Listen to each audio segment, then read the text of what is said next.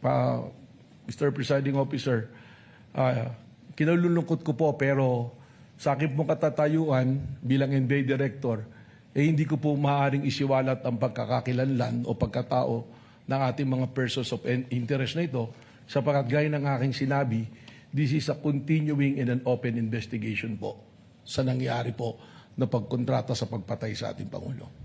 Mr. Witness, matagal nang iniintay ng sambayanan kung sino ang taong kinausap ng Vice Presidente. As a matter of fact, maging ang ating iginagalang na mga senator judges ay nagtatanong din kaugnay ng pagkakakilanlan ng taong kinausap ng Presidente. Ano ang dahilan, kung mayroon man? Bakit mo sinasabi, Vice President? Bakit mo sinasabi na hindi ito pwedeng i-disclose o isa publiko itong mga persons of interest na tinukoy mo? Alam po ninyo, maraming kadahilanan. Tayo po ay nasa law enforcement. Kapag ang ganito pong bagay na it's an open and continuing investigation ay ating isisiwalat, unang-una pong mangyayari rito ay makukompromiso po ang ating investigasyon. At may lalagay po sa alanganin yung pong ating mga tinatawag na informants o assets na nasa ground na nagbibigay po sa atin ng human intel na tinatawag.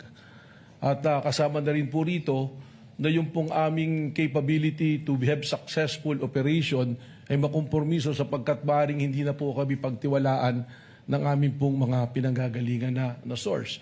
Pangatlo po, it will violate the right of privacy po ng mga individual na ating natukoy na persons of interest.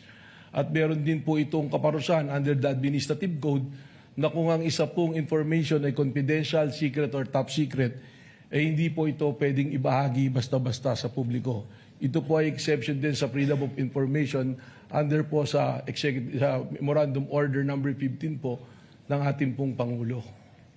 Mr. Witness, binanggit mo ang maraming dahilan kung bakit hindi mo pwedeng i-disclose itong pagkakakilanlan ng mga persons of interest. Baguhin ko yung tanong, anong pagkakataon kung meron man na maaari mong ibahagi sa impeachment court na ito ang mga persons of interest na tinutukoy mo? Alam po ninyo, kahit dumating yung punto na matukoy na natin kung sino ang kinausap, we have the right to protect yung pong aming mga informants. Sapagkat ang pinoproteksyonan din po namin dito ay ang institusyon ng NBI. Subalit ito po ay patuloy na pagsusuri at report na tuloy na ginagawa po ng National Bureau of Investigation. Katunayan po, nandirito po sa akin yung mga report ng task force tag as confidential. Kaya pagpamanin po ninyo na talagang hindi ko po ito pwedeng ibahagi na pagpapubliko.